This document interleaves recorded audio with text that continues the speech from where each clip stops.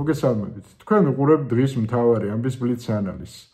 გუშინ მოლდოვაში შედგა საპარლამენტო არჩევნები, რომელშიც გამარჯვება მოიპოვა მოქმედებისა და სოლიდარობის მმართველმა პროევროპულმა პარტიამ. მან 101 ადგილიდან მოიპოვა 53 ადგილი მომავალ პარლამენტში, დანარჩენი მანდატები გადანაწილდა სხვადასხვა ოპოზიციურ პარტიებზე, ყოფილი პრეზიდენტის მკვეთრად გამოხატულმა პრორუსულმა პარტიამ 24%-ზე ცოტათი მეტი მიიღო და ეს, რა თქმა უნდა, ძალიან მნიშვნელოვანი მოვლენაა და მისი მნიშვნელობა შეიძლება ითქვას სცილდება მოლდოვის ფარგლებს.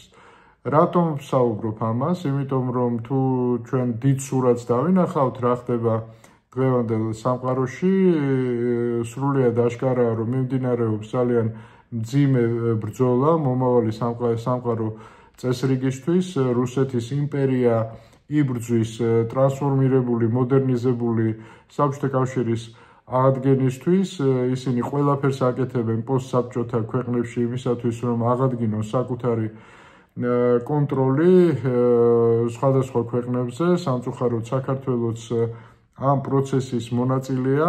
შეიძლება ითქვას დღეის მდგომარეობით რუსეთს ყველაზე კარგი მდგომარეობა ხო თავისი მიზნების განსახორციელებლად აქვს ზუსტადაც რომ საქართველოში ცოტა ხნის წინ პირიქით იყო საქართველო იყო ამ წინააღმდეგობის ფრონტის იმპერიული ამბიციების ერთ-ერთი ფლაგმანი შეიძლება ითქვას. დღეს კი სამწუხაროდ უკანასკნელ პოზიციებზე ვართ, ხო? გაგვასწრეს ისეთმა ქვეყნებმა რუსეთთან თუნდაც დაბალანსებული პოლიტიკის თვალსაზრისით, როგორიც არის იგივე ჩვენ რეგიონში სომხეთი და აზერბაიჯანი, მათ ძალიან ნორმალური ურთიერთობები ააწყოს დასავლეთთან, სომხეთმა საერთოდ დემოკრატიზაციის კუთხე ძალიან მნიშვნელოვნად გაგვასწრო, შეიძლება ითქვას. აზერბაიჯანიც არ ეპუება და პირდაპირ არ ექვემდებარება რუსეთს, არათუ არ ექვემდებარება, არამედ ხშირ შემთხვევაში საკმაოდ მკაცრ წინააღმდეგობას უწევს. მეცაც გეტყვით, ცენტრალური აზიის ქვეყნებიც კი ნელ-ნელა ნაბიჯ-ნაბიჯ გამოდიან ამ გავლენიდან და საკუთარი პოლიტიკის წარმოებას იწყებენ. სხვა შორის ეს ძალიან კარგად ჩანს საერთაშორისო ფორუმებზე, რომელზეც იწვევენ როგორც კავკასიის ქვეყნებს, ასევე ცენტრალური აზიის ქვეყნებს. ერთადერთი ქვეყანა, რომელიც არ არის ამ ფორუმებზე მიწვეული, არის საქართველო და მოტივი არის ძალიან სევდიანი შეიძლება ითქვას. უბრალოდ აზრს ვეღარ ხედავენ საქართველოს ხელისუფლებასთან ლაპარაკში, გამომდინარე იქიდან, რომ მიაჩნიათ ჩვენი ქვეყნის საგარეო პოლიტიკა აღარ არის დამოუკიდებელი, მისი ფორმირება ხდება უფრო მოსკოვში ვიდრე საქართველოში და თუ რამე ინტერესები აქვს საქართველოსთან, როგორც ჩანს, დასავლეთმა არჩია, რომ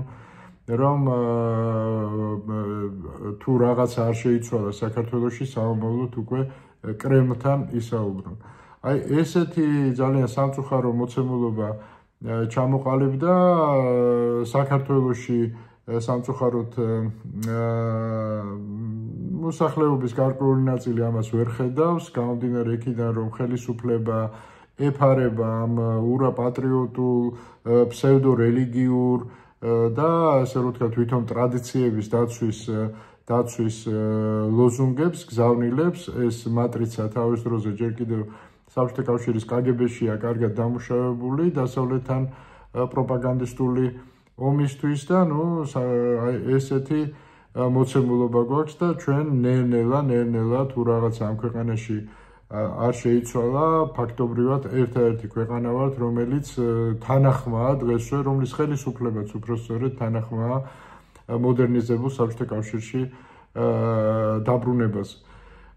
აი მოლდოვის მაგალითი იმედის მომცემია ჩვენთვისაც, გამომდინარე იქიდან, რომ ეს რუსეთის პირდაპირ მარცხს ნიშნავს და ეს ნიშნავს თავისთავად, რომ მისი შეაძლებლობები ძალიან შეზღუდულია, ანუ ის საგრძნობლად დასუსტებულია. უკრაინაში ვხედავთ რა ხდება, რომ იქაც მათი წარმატება ძალიან ბუნდოვანია და ეს ქართულ საზოგადოებას ბუნებრივია უტოვებს შანსს, რომ აქაც რაღაცა ესეთი წინააღმდეგობის ფრონტი გაიშალოს იმისათვის, რომ აი ეს ნელი დრეიფი რუსეთის იმპერიაში ჩვენი ქვეყნისა შეჩერდეს და ჩვენ დავბრუნდეთ კონსტიტუციით განსაზღვრულ სწორ გზაზე, რასაც ქვია ევროატლანტიკური და ევროპული ინტეგრაცია.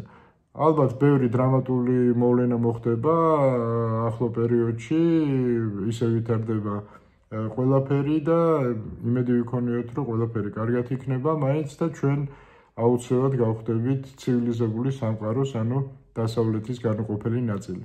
დღეს სულ ეს იყო, ამით გემშვიდობებით.